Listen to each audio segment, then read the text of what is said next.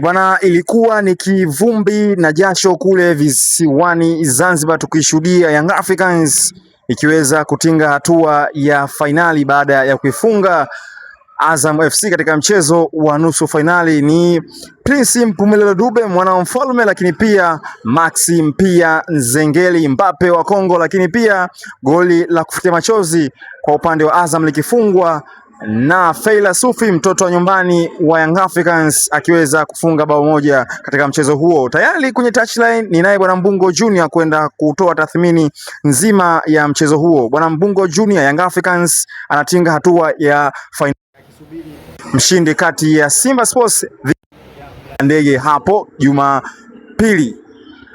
Kwanza tumshukuru Mwenyezi Mungu mwingi wa rehema neema kubwa na ndogo kwa kuweza kutufikisha usiku wa leo tukiwa na afya njema kabisa na kuweza kupata fursa ya kuweza kushuhudia nusu finali ngumu, nusu finali nzuri kabisa kati ya Yanga Sports Club dhidi ya Azam FC ya jijini Chamazi. Nusu finali ilikuwa nzuri kwenye pande zote mbili, zilikuwa nzuri, na ndio maana ukiangalia Yanga African Sports Club anaibuka na ushindi wa goli 2-1. Goli la Prince Mpumelelo Dube na goli la Maxi Nzengeli, huku goli la Azam FC likifungwa na Faisal Salum Feitoto Abdalla. Mchezo ulikuwa mzuri. Mchezo mzuri, Yanga anaibuka mshindi, lakini Azam ukiangalia kwenye vipindi vyote viwili amemuongoza Yanga kwenye ball position.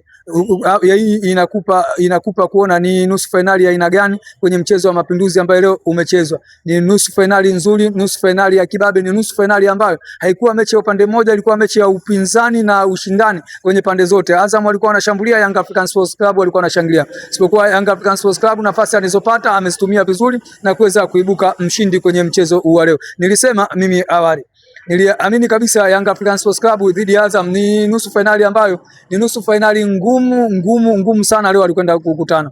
Kwa sababu moja ya ugumu ile nadhani nilisema kwa Young African Sports Club, ukiangalia hivi karibuni ana mchezo wa ligi kuu NBC dhidi ya Simba Sports Club. Ni mechi ya maamuzi kwa Young African Sports Club, mechi ya maamuzi kwa Simba Sports Club. Nilitegemea kabisa mechi itakuwa ngumu, nilitegemea kwa mwalimu Pedro Gonçalves leo kama angefanya rotation iliyokuwa kubwa kwenye kikosi chake, lakini mwalimu aliacha uoga, akaenda kwenye kikosi chake, ameenda kwenye kikosi chake chote na kuweza kufanikiwa ushindi na vile vile kuondoka pasina kutoa injury zozote. Jambo tunalomshukuru Mwenyezi Mungu sisi mashabiki na wanachama wa Young African Sports Club kuweza kushuhudia mchezo wa nusu finali, kwa kuweza timu yetu ya Young African Sports Club kutinga hatua ya finali na kumsubiri mshindi ambaye atakayecheza kesho mechi kati ya Simba Sports Club dhidi ya Mlandege mida ya saa 2:15. Young Africa tutakuwa sambamba kufuatilia mchezo huo ili tujue finali tunakwenda na nani. Nilikwambia ndugu yangu, Young African Sports Club pamoja hata kama tutafanya rotation iliyokuwa kubwa kwenye kikosi chetu kwa kuangalia mchezo wa dabi ya Kariakoo tarehe 3 mwezi wa 5, lakini nilitegemea na nilisema kabisa na waamini Young African Sports Club, mpira wa kikubwa, mipango ya kikubwa, tutakwenda kutinga finali, na ndicho kilichotokea. Mwalimu aliuondoa uoga leo, uoga ambao aliuondoa mimi sikutarajia kabisa. Ukikweli kwangu Pedro leo amenisurprise sana. Nilitegemea kabisa ukubwa wa mechi ambayo iliyopo mbele yetu, nilitegemea kabisa angefanya rotation iliyokuwa kubwa, lakini kiangalia kikosi anakwenda Djigui Diarra golini, Israeli Mwenda, Shedrack Boka, Isaka. Yani kama mtu alipumzika hapo unaweza ukasema amepumzika Mohamed Hussein Zimbwe JR. Angalia ndani, nisikutegemea kama leo angeza kumtumia Mohamed Banka. Nikategemea Mwamnyeto na Asin kilo mechi angecheza, lakini angalia kwanza Pedro anakuja na Ibrahim Baka. Amendoa uoga na amekwenda kwenye mechi ambayo iliyokuwa ngumu na nzuri. Hii tumewadhilishia kuwa wale wachambuzi uchwala ambao kila siku wakilala na kuamka wanadhani kuwa Young African Sports Club wanawanunua marefa, Young African Sports Club wananunua timu pinzani. Leo hii tunaidhilisha kabisa. Kipindi cha kwanza mapema kabisa Young African Sports Club, goli la Prince Dube, goli la Max Zengeli. Kipindi cha kwanza tutakwenda half time Yanga akiwa anaongoza kwa goli 2. Yani ni quality ya wachezaji. Nishawaambia kila siku, Yanga anachojivunia, sifa kuu na silaha ya Yanga ni uongozi uliokuwa thabiti wa Young African Sports Club, uongozi ambao una uchu na mafanikio ya kuweka alama kwenye mpira wa Tanzania kupitia Young African Sports Club, wachezaji bora na quality ambazo, hebu iangalie image, angalia goli la kwanza, angalia mpira anakwenda kupola Mohamed Damaro kwa Faisal Salum Falsufi, anakwenda kupola mpira anaupitia Alan Okello Starboy. Iangalia ile assist ambayo imepigwa na Alan Okello. kama kuna vitu ambavyo Young African Sports Club tulikuwa tunavimisi ni kuondoka kwa Azizi Stefano Ki. Azizi Stefano Ki alikuwa anapiga pasi rafiki kiasi kwamba hata wewe unaopigiwa ile pasi kama hujaitendea haki, yani utabaki kusikitika mno. Iangalie aina ya pasi ambayo anapiga Alan Okello kwenda kwa Prince Mpumelelo Dube kwenye utulivu mkubwa. Yani unapigiwa pasi, wewe ndio ukadirie mikimbio yako, wewe ndio ukadirie dribble zako, na wewe ndio uchague engo ambayo ya kupiga pasi rafiki kabisa. Huyu Alan Okello, nikwambie ndugu yangu, huyu Alan Okello, yule Alan Okello aliyokuwa amesemwa mwanzo na huyu Alan Okello, hebu image angalia kila mechi Alan Okello anayocheza, iwe ligi kuu, iwe FA, iwe muungano, lazima ataacha alama kwenye mchezo huu. Kama hajafunga basi ata assist. Ukiangalia assist safi kabisa imepigwa. Goli la pili Prince Mpumelelo Dube. Assist safi yenye utulivu kabisa inakwenda kwa Max Mpia Nzengeli. Utulivu hali ya juu. Max Mpia Nzengeli anaangalia engo gani ambayo imeachwa wazi na golikipa na kupasia nyavu na kuweka goli la pili. Ndugu yangu, Young African Sports Club tumetangulia kwenye finali. Finali tarehe 29. Sawa. Sisi Yanga tumetangulia. Kwa hiyo iliyobaki ni jukumu la Mlandege na Simba Sports Club. Yoyote anayejiamini sisi kesho apite tukutane tarehe 29. Sasa Young African Sports Club leo sumaona aina ya kikosi tulichopanga. Hatukuangalia, hii inaonyesha ni jinsi gani Young African Sports Club kila kombe lililokuwa mbele yao wanania na hamu ya kuendelea kulitetea. Ukiangalia kikosi alichokipanga leo Young African Sports Club, kiangalia kikosi cha Azam kilichopanga. Yani wote tumekwenda kuipanga kwenye vikosi ambavyo vyenye ushindani. Young African Sports Club amedhamiria kuondoka na kombe hili, kulitetea tena kombe hili. Kombe limeanzishwa hivi karibuni sasa hivi.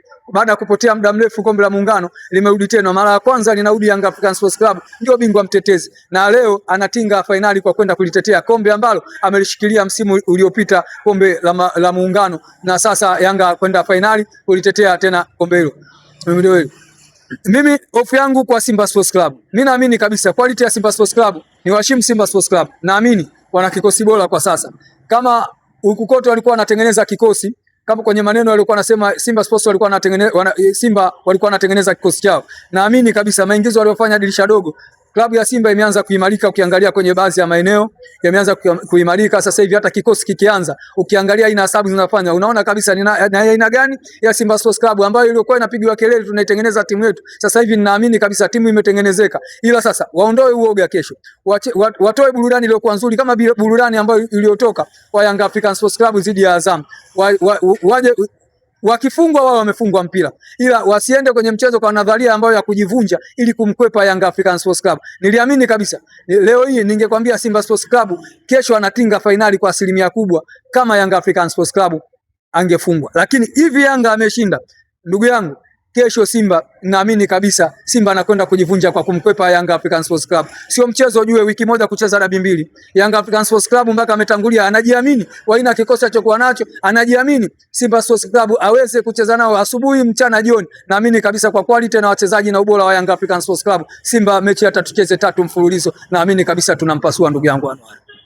Hapa umemzungumzia Alan Okello licha ya kuonyesha kiwango kizuri zaidi katika mchezo huo, lakini mechi kati ya Simba anapokutana na Azam kumekuwa na ugumu fulani, lakini kwa upande wa Young Africans pamoja na Azam wanapokutana, mechi imekuwa ni kama rahisi zaidi kwa upande wa Young Africans kuliko Simba anapokutana na Azam FC.